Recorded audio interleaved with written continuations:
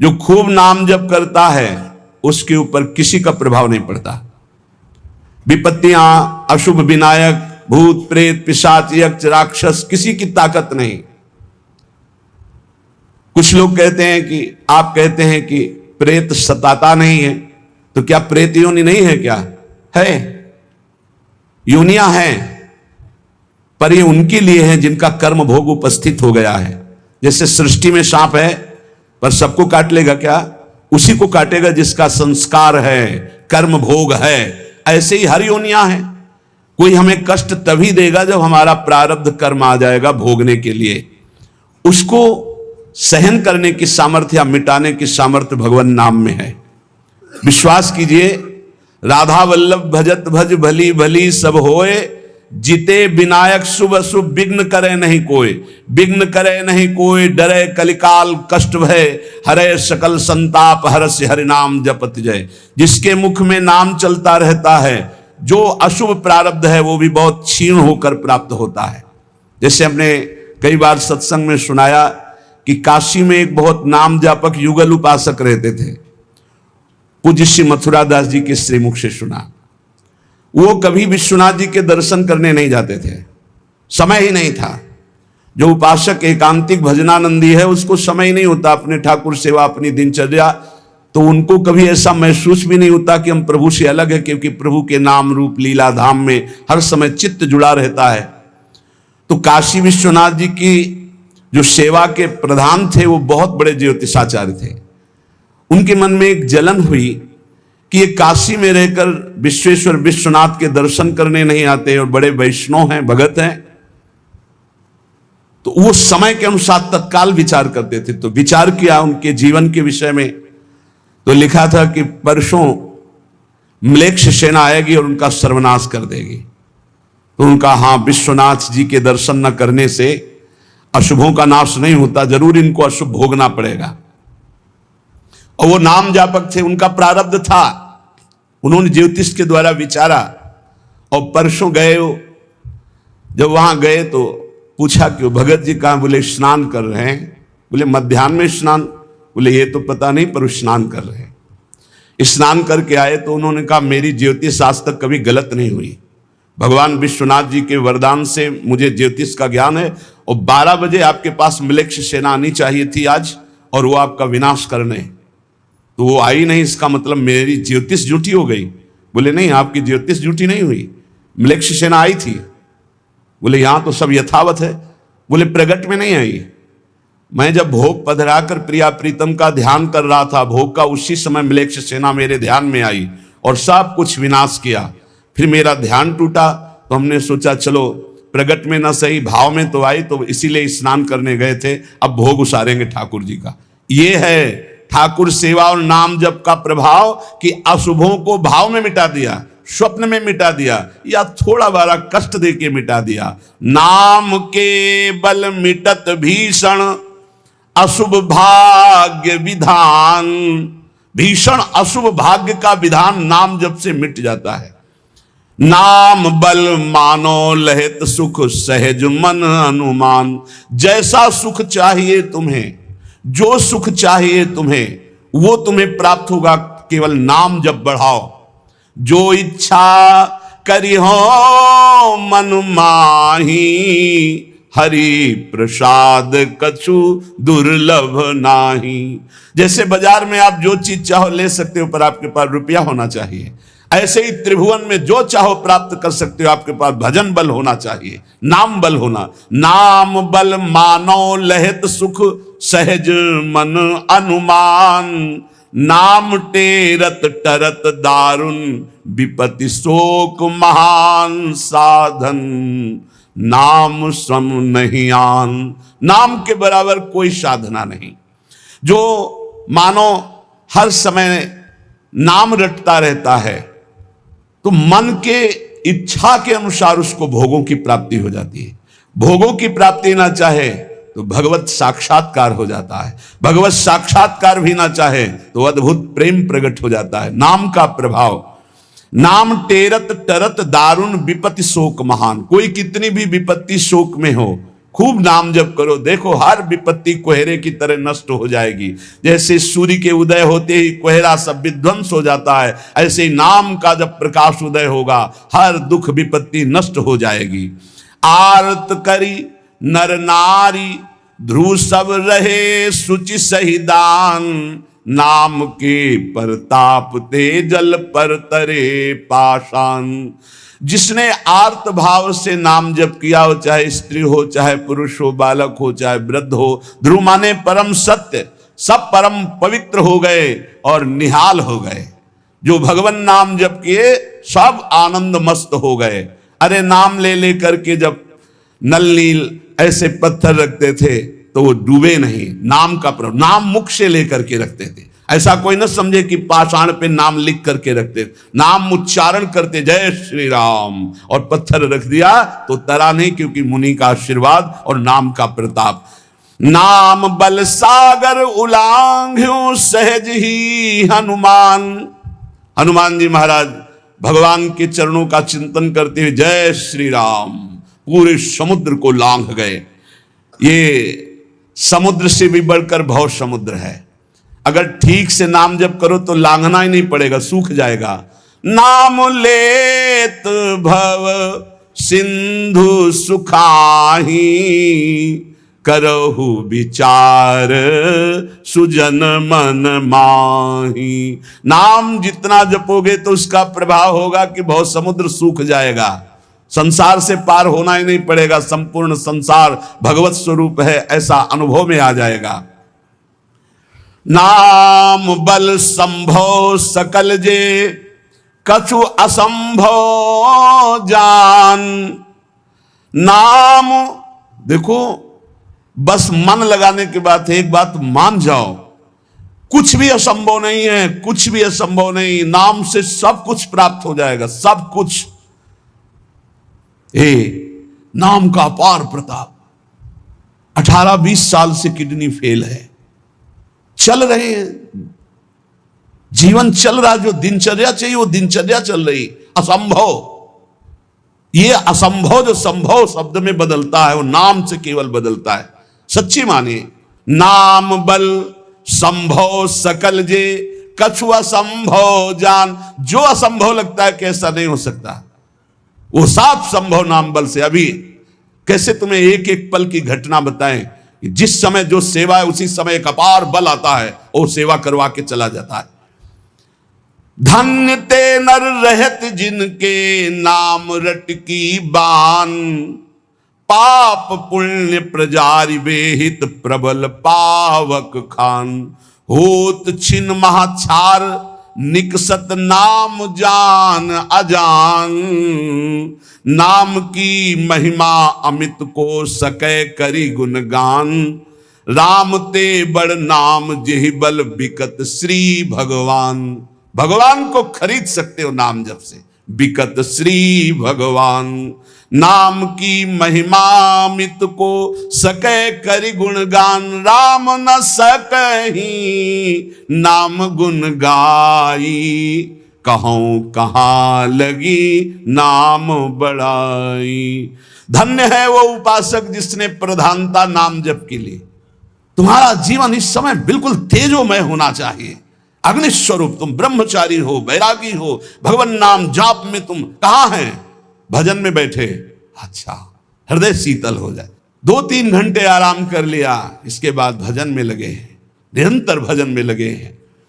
धन्य, उनके आगे लग, धन्य ते नर रहत जिनके, नाम रट की बान। ये आदत पड़ गई है नाम जपने का, नाम कमाने का एक स्वभाव बन गया है। अधिक से अधिक जप करके नाम जप करना, उनके पाप और पुण्य दोनों नष्ट हो जाते हैं, क्योंकि पुण्य भी बंधन है, शुभ अशुभ दोनों बंधन है। दोनों को नाश कर देता है नाम रूपी अग्नि, और भगवत साक्षात्कार करा देता है। जो उपासक इस रहस्य को समझ गया वो इस कलिकाल में बहुत जल्दी भाव की प्राप्ति कर लेता है। कल केवल मल मूल मलीना, पाप पयो निधि जन मन मीना। जैसे मछली जल में ही आनंद मनाती है, ऐसे मन पाप में ही आनंद मनाता है। कलयुग में, कलयुग का प्रभाव है, मन पाप चिंतन करता है, पाप करके आनंद मनाना चाहता है। अगर इससे निकलना चाहते हो तो एकमात्र उपाय है राम नाम कलि अभिमत दाता, हित पर लोक लोक पितु माता, नहीं कलि कर्म न भगति विवेकु, राम नाम अवलंबन एकु। ये कलिकाल नाना प्रकार की दुर्वासनाओं को प्रकट करके साधक को फंसा लेता है, उसको जिसका निरंतर नाम नहीं चल रहा। यदि नाम चल रहा है तो लोक में माता पिता की तरह पोषण और दुलार नाम करता है, और परलोक में अभिमत दाता, जो चाह की है, जो भावना की है, वैसी तुम्हें प्राप्ति होगी। प्रकट में भाव के संबंध में एक बड़ा रहस्य प्रसंग है कि उपासक जब नाम जप करता है और अपने आराध्य देव के प्रति भाव करता है तो भाव की झांकी आती है।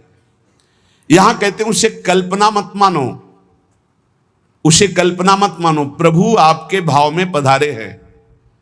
जितना आप भाव नाम के द्वारा प्रकट कर पाए हैं, ये भाव नाम के द्वारा होता है, ये कोई कल्पना नहीं होता। नाम जापक में ही भाव का प्रादुर्भाव होता है। जैसे आप श्यामा श्याम, तो आपके सामने जो श्यामा श्याम का रूप प्रकाशित हुआ, जितना आपने भजन किया है उसी के अनुसार वो प्रकाशित होगा।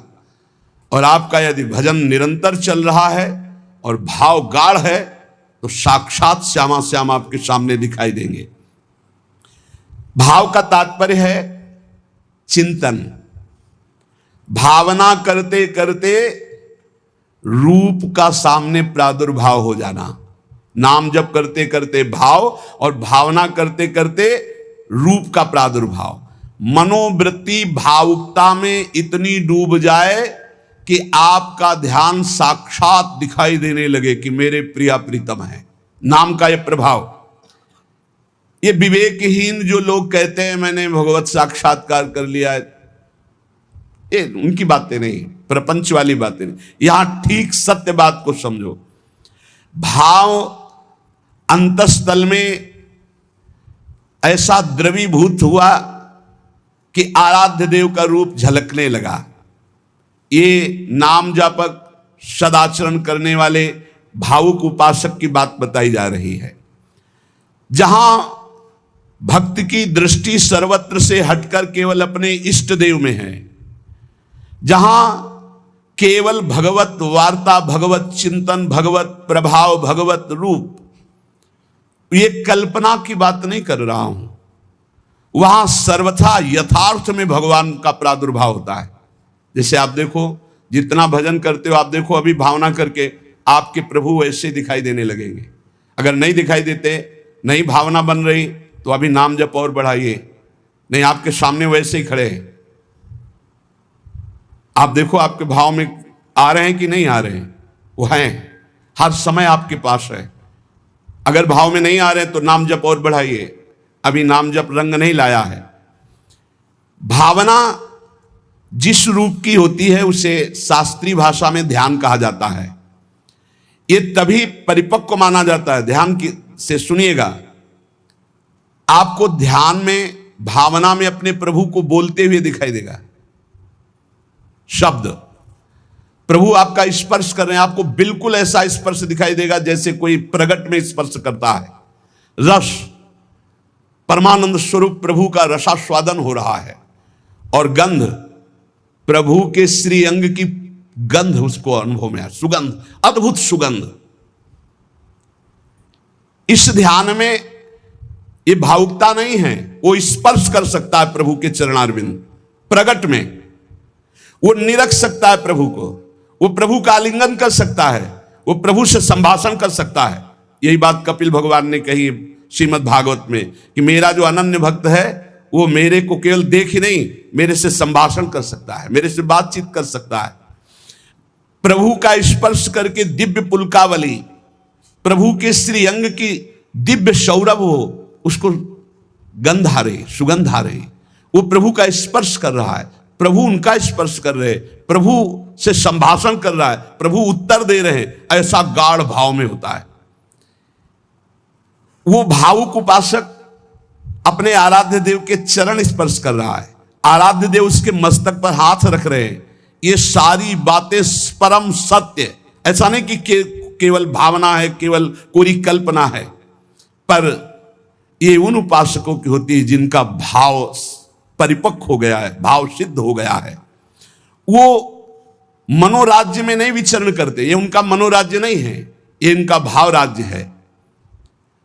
प्रभु उनसे जब शब्द कहते हैं तो उनकी श्रवणेंद्रिय शब्द सुनती है, नेत्र रूप देखते हैं, आंखें मुदी हुई है पर नेत्रेंद्रिय रूप देख रही, घ्राणेंद्रिय सुगंध ले रही, रसेंद्रिय रस का आस्वादन कर रही है। शब्द स्पर्श रूप रस गंध, इसका स्पष्ट अनुभव भाव में डूबे हुए महाभागवत को होता है। यह साधारण स्थिति नहीं है, ये बड़ी ऊंची स्थिति है भाव देश की।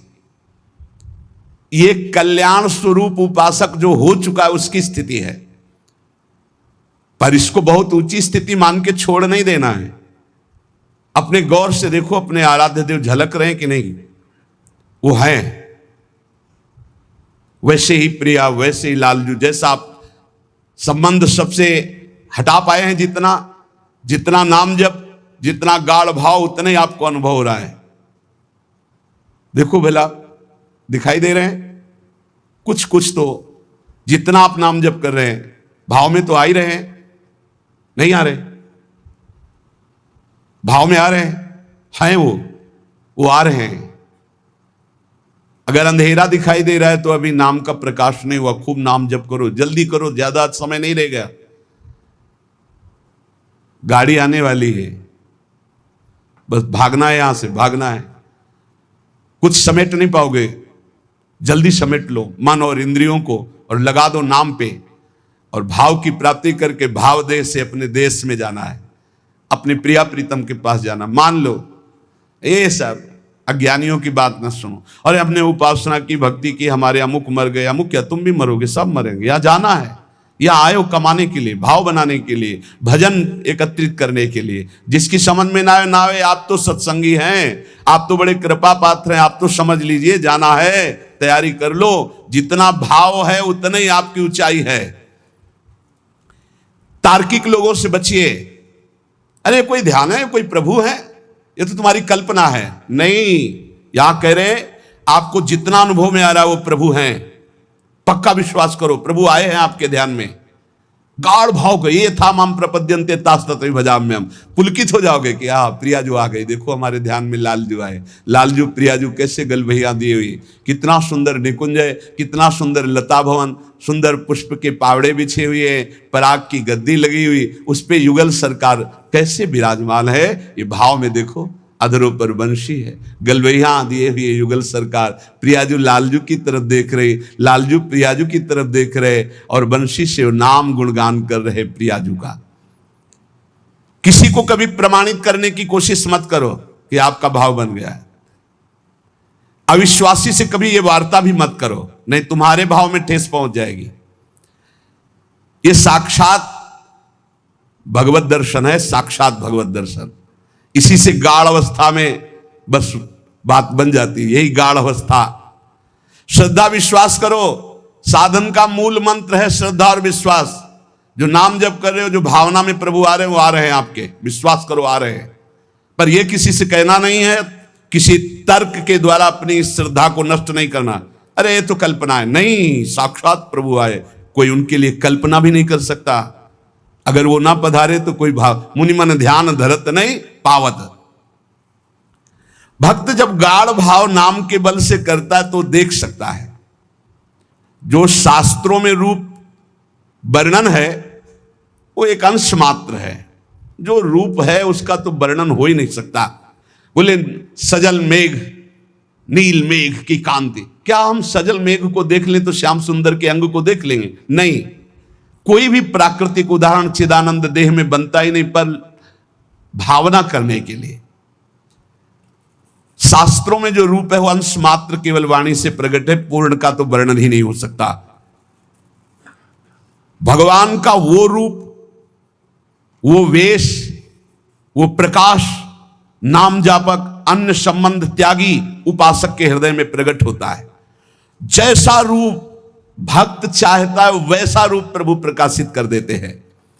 भक्ति की जैसी इच्छा होती है, जितनी सामर्थ्य होती है, उतना ही भगवान अपना रूप प्रकाशित करते हैं और धीरे धीरे उसको दिव्य लीलाओं का रसास्वादन कराने लगते हैं। जो साधनाभिमानी हैं उनको ठग लेते हैं। काम, क्रोध, लोभ, मोह, मद, मत्सर, वो भाव देश तक नहीं पहुंच पाते। जो साधनाभिमानी हैं, कभी कभी इनको मार्ग भ्रष्ट करने के लिए उपदेवता विघ्न डालने लगते हैं। छोटे मोटे चमत्कार, छोटे मोटे मन की बात जान लेना, छोटा मोटा ऐसा आकर्षण, और मार्ग से भ्रष्ट कर देते हैं। लेकिन ये उनकी बात है जो साधनाभिमानी है। जो कृपा पात्र जन है वो ना किसी से भयभीत होते हैं और ना कोई विघ्न उनके जीवन में डाल सकता है। मत चित्ता सर्वदुर्गाणि मत प्रसादात तरिष्यसि, भगवान कह रहे हैं मेरी कृपा से उनके सारे दोष नष्ट हो जाते हैं, मेरी कृपा से हर विघ्न से वो पार हो जाते हैं। मेरा भक्त आंख मूंद करके चले, मैं हाथ पकड़ कर चलाता हूं। कोई देवता, उपदेवता, कोई विघ्न विनायक किसी भी तरह का उपद्रव नहीं कर सकते उनकी साधना में। अनन्य श्री भगवान का ध्यान रखिएगा, साधनाभिमानी को भ्रष्ट होना पड़ेगा। अनन्य और निष्काम भाव से जो प्रियालाल की शरण में हैं, उनके योगक्षेम की जिम्मेवारी स्वयं भगवान लेते हैं। प्राप्ति की रक्षा करना, अप्राप्ति की प्राप्ति कराना उनकी जिम्मेवारी, इसलिए कोई भी विघ्न उसे परास्त नहीं कर सकता जो प्रभु का अनन्य है और उन्हीं से सारी कामनाएं हैं, प्रभु से ही। बड़े वेग से भगवान की तरफ आंख मूंद कर दौड़ता है, पर वो गिरता नहीं है, ना कोई गिरा सकता है उसको, क्योंकि आसपास ऐसे भगवान चलाते हैं भक्त को। जैसे छोटे बच्चे को मां इधर गिरे तो बाहु में, इधर गिरे तो अजान बाहु अभयद भुज दंड मूल, बड़ी मस्ती रहती, कोई विघ्न नहीं। अर्पित आत्मा